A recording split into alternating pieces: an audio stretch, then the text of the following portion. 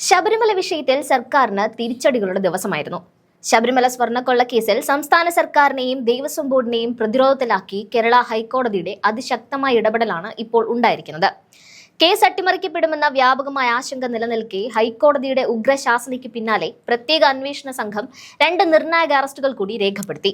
ദ്വാരപാലക ശില്പങ്ങളിൽ സ്വർണം പൂശാൻ കരാറെടുത്ത Chennai smart creation CEO Pankaj Bhandari, തട്ടിയെടുത്ത് സ്വർണം വാങ്ങിയ ബെല്ലാരിയിലെ ജ്വല്ലറി ഉടമ ഗോവർദ്ധൻ എന്നിവരാണ് ഇപ്പോൾ SITയുടെ പിടിയിലായിരിക്കുന്നത്. അന്വേഷണത്തിലെ മെല്ലെപ്പോക്കിനെതിരെ കടുത്ത ഭാഷയിലാണ് കോടതി പ്രതികരിച്ചത്.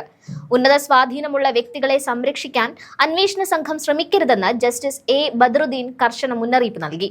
മുൻ ദേവസ്വം ബോർഡ് പ്രസിഡന്റ് A പത്മകുമാറിനെ കൂടാതെ 2019 ബോർഡ് അംഗങ്ങളായിരുന്ന KP ശങ്കർദാസ്, N വിജയകുമാർ എന്നിവർക്കും ഈ കൊള്ളയിൽ കൃത്യമായ ക്രിമിനൽ ഉത്തരവാദിത്വമുണ്ടെന്ന് കോടതി നിരീക്ഷിച്ചു. ഈ 2 അംഗങ്ങളെയും എന്തുകൊണ്ട് ഇതുവരെ അറസ്റ്റ് ചെയ്തില്ലെന്ന് ശക്തമായ ഭാഷയിലാണ് കോടതി ചോദിച്ചത്. ദ്വാരപാലക ശില്പങ്ങളിലെ സ്വർണ്ണപ്പാളികൾ അഴിച്ചെടുത്ത് ഉണ്ണികൃഷ്ണൻ പോറ്റിക്ക് നൽകാനുള്ള തീരുമാനം ബോർഡ് സംയുക്തമായി എടുത്തതാണ്. എന്നിരിക്കെ ചിലരെ മാത്രം അന്വേഷണ പരിധിയിൽ നിന്ന് ഒഴിവാക്കുന്നത് സംശയകരമാണെന്നും കോടതി ചൂണ്ടിക്കാട്ടി.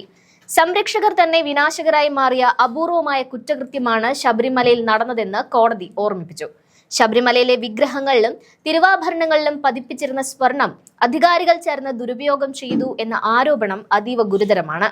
സ്വർണം പൂശിയ നിലയിലുണ്ടായിരുന്ന ദ്വാരപാലക ശില്പങ്ങളും കട്ടിളകളും വെറും ചെമ്പുപാളികളാണെന്ന് തെറ്റായി രേഖപ്പെടുത്തിയത് സ്വർണം തട്ടിയെടുക്കാനുള്ള ആസൂത്രിത ഗൂഢാലോചനയുടെ ഭാഗമായിരുന്നു.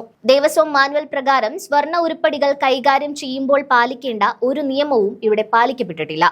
ലക്ഷക്കണക്കിന് അയ്യപ്പ ഭക്തരുടെ മതവികാരം വ്രണപ്പെടുത്തിയ ഈ സംഭവത്തിൽ അന്വേഷണം ഈ കുറ്റകൃത്യത്തിന് പിന്നിൽ പ്രവർത്തിച്ച ഉന്നത കേന്ദ്രങ്ങളിലേക്ക് നീങ്ങണമെന്നാണ് ഹൈക്കോടതിയുടെ നിർദ്ദേശം. ഇതിനിടെ ശബരിമല സ്വർണ്ണക്കൊള്ളയിൽ എൻഫോഴ്സ്മെന്റ് ഡയറക്ടറേറ്റിന്റെ അന്വേഷണത്തിന് കൊല്ലം വിജിലൻസ് കോടതി ഉത്തരവിട്ടത് സർക്കാരിന് വലിയ തിരിച്ചടിയായി മാറിയിരിക്കുകയാണ്.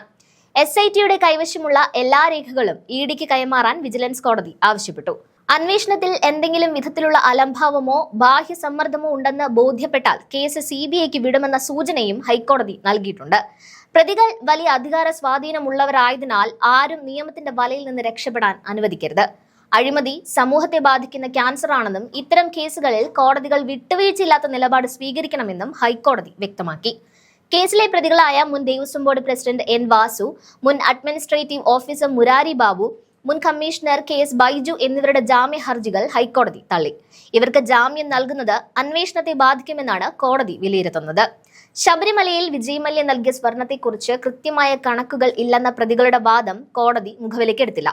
കൊള്ളയ്ക്ക് പിന്നിലെ ഓരോ നിഗൂഢ വസ്തുതകളും പുറത്തു വരുന്നതോടെ ഭരണകൂടത്തിലെ ചില ഉന്നതർ കൂടി കുടുങ്ങുമെന്നാണ് നിലവിലെ സൂചനകൾ. കേസിനെ പരിഹസിച്ച് പുറത്തിറങ്ങിയ ഒരു ഗാനത്തിനെതിരെ നടപടിയെടുക്കാൻ കാണിച്ച ആവേശം എന്തുകൊണ്ട് പ്രതികളെ പിടികൂടുന്നതിൽ അന്വേഷണ സംഘം കാണിച്ചില്ല എന്ന ചോദ്യവും പൊതുസമൂഹത്തിൽ നിന്ന് ഉയരുന്നുണ്ട്. ഒരു പാട്ടിനെ ഭയപ്പെട്ടവർ ഇപ്പോൾ ഹൈക്കോടതിയുടെ ഇടപെടലോടെ വലിയ നിയമ നടപടികളെ അഭിമുഖീകരിക്കേണ്ടി വന്നിരിക്കുകയാണ്. അധികാര കേന്ദ്രങ്ങളുടെ പങ്കാളിത്തമില്ലാതെ ഇത്ര വലിയൊരു കൊള്ള നടക്കില്ലെന്ന് കോടതി ഉറച്ചു വിശ്വസിക്കുന്നു. EDയുടെ കടന്നുവരവ് ഭരണകൂടത്തെ കൂടുതൽ സമ്മർദ്ദത്തിലാക്കിയിരിക്കുകയാണ്. ശബരിമല അയ്യപ്പന്റെ സ്വർണം കവർന്നവർ ആരായാലും നിയമത്തിന് മുന്നിൽ വരുമെന്നുറപ്പിക്കുന്ന കാഴ്ചകളാണ് ഇപ്പോൾ കേരളം കാണുന്നത്.